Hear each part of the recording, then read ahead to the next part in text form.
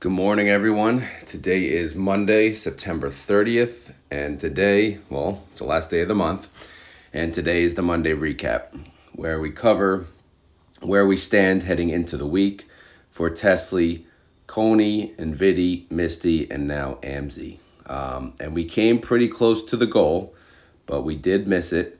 This was from Saturday's video. Again, I strived for an aggressive goal of 1,000 likes, but we achieved 883, which is really good based on 3,400 views. So I just want to say thank you for everyone who did hit the like button.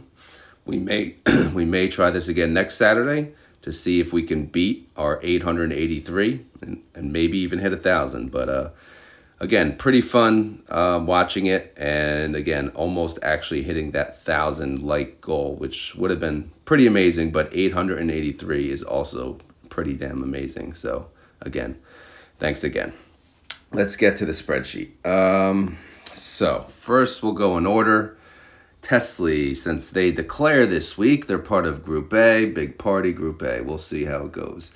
Anyway, they got a synthetic 245. This expires November 15th, only 1,315 contracts.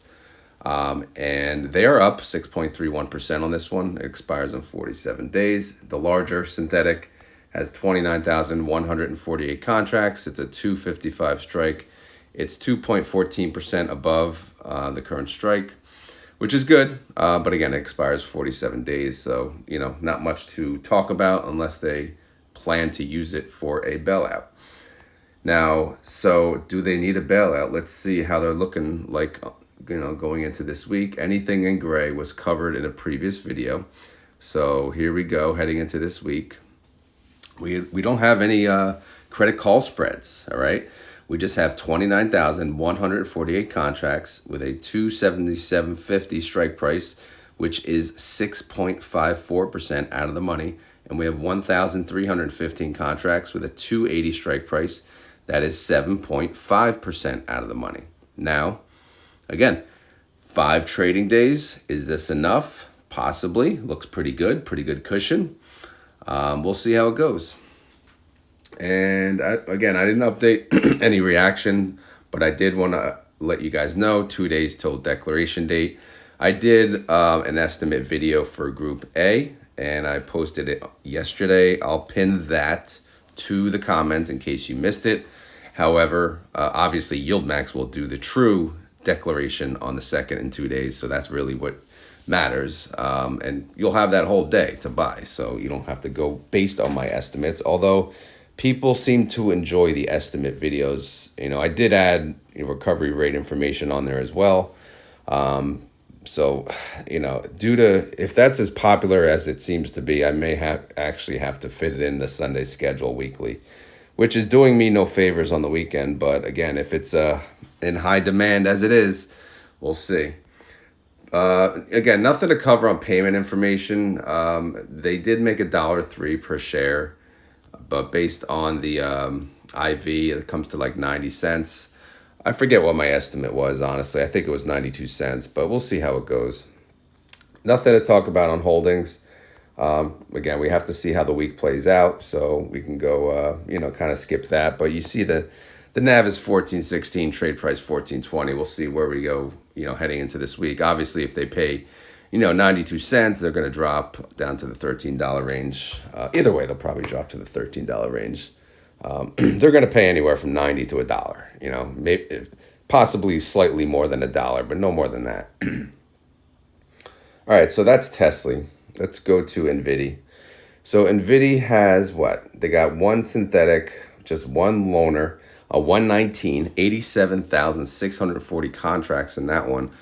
This expires in 47 days. It's a 119 strike price. They are 2.02% above that. Again, what does that matter? It doesn't matter much. It's just a good spot to be in. Now, let's see where they, what they look like heading into this week. Let's see if we can get it all on one page. Yes, we can. All right. So the top part, they sold a call, 43,820 contracts. They sold a call at 130. No credit call spread. It's a loaner.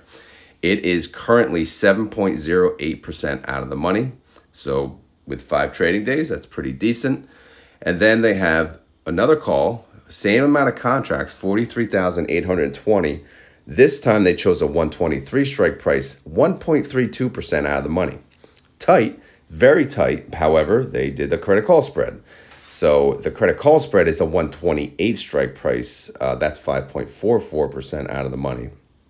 So yeah, we'll see. We'll see how it plays out, and then we'll go from there. Let's see if did I update this formula. Of course, I did not. I gotta find a better system to make sure my credit, my break-even column needs to be updated for everything going forward, or else, you guys usually catch it too, which is good. But for that credit call spread, for that buy call, that they paid 66 cents for, it'll have to go to 128.66 essentially. Obviously, they can make money on it sooner with all the time value in there. But this is just speaking towards the end of the week where we need to be. But we'll see how it plays out. This is a pretty good spot to be in. Again, reaction not updated. We'll focus on declaration days. This is part of Group B. It'll be in the following week. I hope to get a Group B estimate. That'll be for next week. We'll see. Again, it's just little different things have changed, obviously, so it's a little harder to stay informed. YieldMax is hogging up all my time. There are other funds in this world. All right, so payment information, there really is none. So we just have to go straight to the IV of 46%. And again, we're looking at 92 cents, which is it's fine for me. We won't get into the holdings. We'll just show you the NAV is 23.90, trade price 23.93 heading into this week.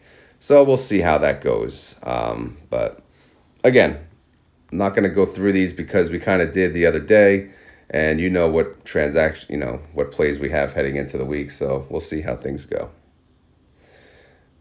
Last but not least, let's get to Misty. Misty has a 160 synthetic, 33,490 contracts. This one actually expires pretty damn soon, 19 days. So we'll see how this plays out. Again, their synthetic expires in 19 days. When is their declaration, you ask? Well, if we go here, 23 days. So what does that mean? That means if this ends somewhere or near where it's at, this is going to be additional money added in to what they make for the month, which could be added into the distribution. Again, will they pay out the full amount, whatever they make? Maybe, maybe not. But again, it's going to be interesting. 19 days, so we'll see how it plays out. Pre-market, I did see MSTY going down, but again, they had a really good week last week, so that's not surprising. So let's see what they look like for this week. If I zoom, here we go. All right, so what do we got? We got all eggs in one basket, 33,490 contracts, right? Is that the number of contracts? Yes, it is. Again, you always just want to double check your data. They have a 175 call. This is 0.69% in the money currently. However, they do have backup. They have their security blanket, aka best friend, aka butt buddy, aka I got your back, aka 190. So this one is 7.82% out of the money. Right now it's useless, right? Of course. But if MSTR flies to the moon, goes way above the 190 range, then this could help out. And this could limit the impact that we may feel on the 175, differential. But again, right now, like I said, pre-market looked pretty red. So we may end up, looking good. We'll see. We'll see how the week goes. But it's again, funds like this, credit call spreads, really, really good to have. And you'll see as it plays out. If we need it, of course. As we spoke, deck date, 23 days away, 10/23. Payment information, so far, they made about $1.60 per share. Last month, paid $1.85. So, what's the synthetic worth, right? If we had to close it today, What's it worth? Well, let's see. The put would take away 650, right? And the call would give you 23.73 per share. So again, net, pretty damn good amount. But what will it come to when all said and done? We don't know, right? This is just as of today. Obviously, 79 million versus 21 million, which is a massive, massive income. And again, the next payment for MSTY could be like really, really good. You know, not $4 good, but I'm talking like $2 good. You know, 250, something like that. All right, where do we stand? We got like a 25.93 NAV, and we got a 25.88 trade price. So that should be going down today again, but we'll see what happens when the market opens. Anything can happen. All right, lastly, let's get to the Cony and AMZY party. See what they're at heading into this week. So they're synthetic. Again, Cony, you know, they got a 195 and a 185. The 195 expires soon. That one is in danger. That's the gold digger we keep talking about. She wants 25 million of your dollars. You know, they're 1.98% away. They're very close. But again, Cony and Misty not looking good in the pre-market, but they could be heading downwards. So they almost were on their way to actually defeating this gold digger, leaving her with nothing. But she may win after all. They always win typically. All right, and then we got the synthetic call. Same thing. We'll see how it plays out. We got to worry about the 1018 at 195. But let's look at the weeklies for this week. So sold calls at the top, 3 sold calls, 3 credit call spreads. Let's see what the largest position is. We get the shares in the picture too. 22,065 outstanding shares. I'm sorry, 22,065 contracts, 187.50 strike price. That's 1.95% in the money. 6,640 contracts, 195 strike price, 1.97% out of the money. 7,220 contracts, 200 strike price, 4.59% out of the money.